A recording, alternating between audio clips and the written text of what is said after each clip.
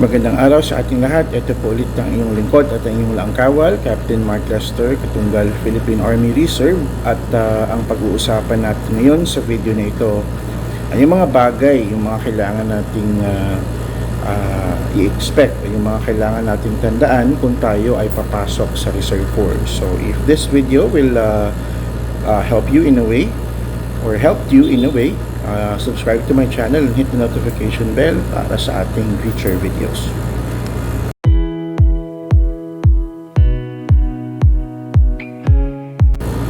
So madami akong nakikitang questions sa mga pages o mga groups na sinalihan ko patungkol sa pagiging isang reservist, and most of the questions are repeating. Paano maging isang reservist, saan ako pupunta kung ako ay gustong maging isang reservist. Lahat po yan na sagot po natin sa mga videos natin na post sa aking channel. Ang mga links ay nasa baba sa ating description area. You can visit them para sa ating reference. So ang pinakaunang para sa akin kailangan natin tandaan kung tayo ay papasok bilang isang reservist o tayo ay magjo-join sa Reserve Force ng Philippine Army, Philippine Air Force o ng Philippine Navy ay ang reservist ay walang compensation. Wala po siyang sahod, wala din po siyang necessary allowances. So there are times when we can receive allowances, pero generally kasi ang kailangan nating expect kung tayo ay magiging isang reservist, it should be done voluntarily. Ibig sabihin, before tayo papasok sa Reserve Force, kailangan maintindihan natin that the act of joining the Reserve Force of Philippine Army, for example, should be an act of voluntarism and patriotism. So wala po siyang compensation ayon sa batas. There are allowances. For example, may nag-request sa RCDG or sa mobilization center natin, sa ating CDC, and we are deployed, for example, by an LGU, for example. So let's say there is a certain city, nag-request siya ng support from the mobilization center or from our RCDG or CDC. So we will provide our services according to our according in the name of volunteerism. So yung aspect na yan, it's up to the LGU if they shall provide us allowances. But generally, again, a reservist does not receive compensation or salary. Unlike our brothers and sisters in the regular force, since they are part of the regular force, you can think of them as full-time employees of Philippine Army, Philippine Air Force, or Philippine Navy. They receive compensation according to their ranks, according to their jobs. The next thing that I think we should not forget when joining the Reserve Force is that we are referred as citizen army, weekend soldiers, or weekend warriors.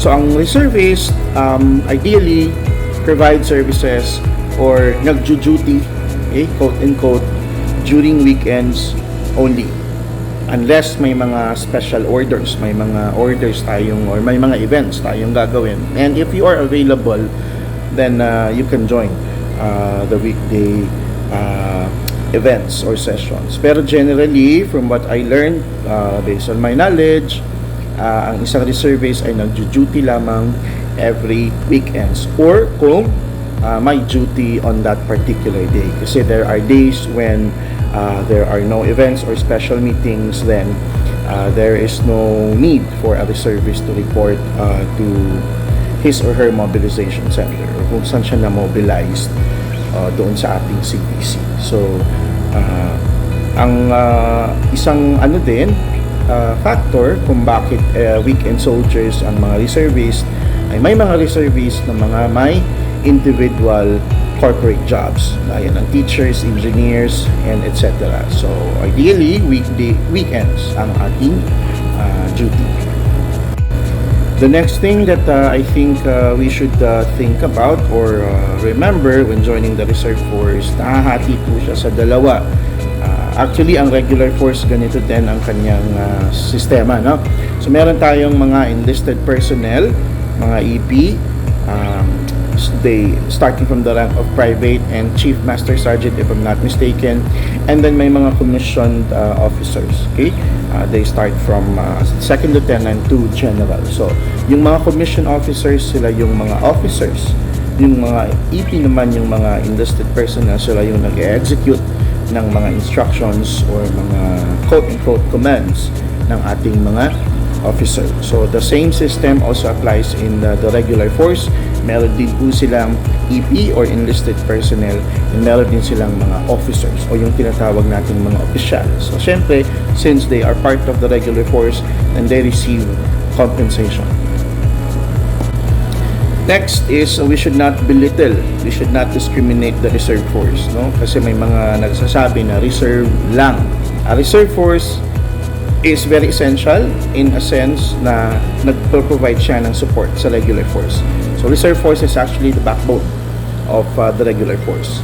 So ang reserve force ay yung nagpo-provide ng mga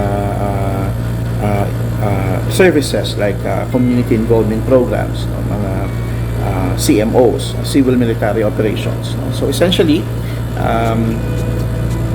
if, for example, wag naman sana mangyari, in the event that the regular force will no longer be able to contain the tension or any encounter, then it's the job of the reserve force to take over or take charge.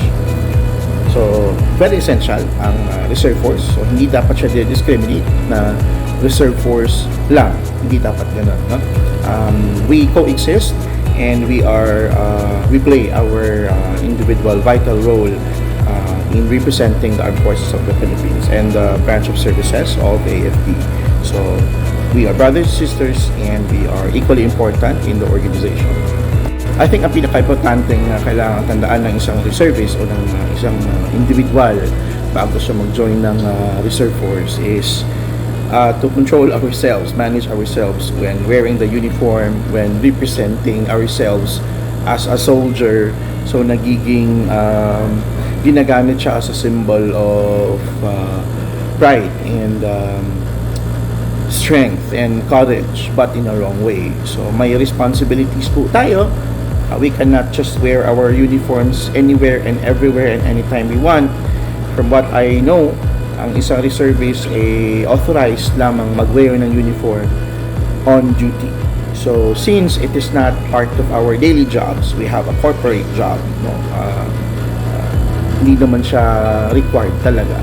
Then, refrain from doing it. And also, we should not use that authority to belittle someone, or we should not use that authority to make ourselves appear powerful than anybody else. So use it up to your advantage or take advantage of that authority or that privilege na binigay sa atin ng Armed Forces of the Philippines. So much better if we keep on we keep focusing on our role, on our purpose. Again, ang isang reservist ay volunteer. Wala siya dapat ini-expect na monetary compensation or monetary equivalent, any monetary equivalent na kapalit. Kusin natin itong ginagawa in the name of patriotism dahil tayo ay gustong maglingkod sa ating inang bayan. So we cannot say na gusto nating maglingkod sa ating inang bayan, pero at the end of the day, we are very concerned how much a reservist receives. Essentially, wala po. So we are only doing this to help, and that's it. Doon po sa gustong mag-reservist, may mga links tayo sa description area below this video. You can watch it. But in a nutshell, kung gusto nating mag-reservist, kung kayo po ay ROTC Graduate, reservist na po kayo. Member kayo ng standby reserve, you have the option to join the Rally Reserve. Just to visit your community defense center. If you don't know where your community defense center is, ask help doon sa inyong ROTC unit, doon sa inyong school. Kung kayo naman po ay non-ROTC graduate, you need to undergo a training. We call it Basic Citizen Military Training or BCMT. Meron din tayong special training for that. Special Basic Citizen Military Training or SBCMT. I've heard this particular training is facilitated for working professionals. So the training is a 45-day training, pwede siya sa weekend. So depende yun sa CDC. I would highly recommend that you visit your community defense center. So, if you are a licensed professional, then you are qualified to apply for AFP commissionship. Ibig sabihin, you will become a commissioned officer after AFP will approve your application. So, ibig sabihin, ikaw ay magiging opisyal. So, again, you will bear the rank either from second lieutenant pataas. So, ang requirement lamang is dapat ROTC graduate tayo, meron tayong lisensya from PRC or CSC eligibility, and yung ating age is should be at least 21 years old. And then, of course, if you possess master degree or PhD, then your rank will be higher according to their evaluation. So yun po, I hope nakatulong sa mga gustong maging part ng Reserve Force, mga gustong mag-express or gustong mag-share ng kanilang skills, ng kanilang oras in helping our community, in particularly representing the Philippine Army, and sharing our time and efforts and talents and skills and yung mga sarili natin in the name of patriotism, then you can join the Reserve Force. I hope you learned from the video, and if you have questions, comment it. If you like to share this, please do so. And then again, you can subscribe to my channel and hit the notification bell para sa ating future videos. So this is again yung lingkod at yung lang kawal, Captain Mark Lester Katunggal. Stay safe tayong lahat, and I'll see you around.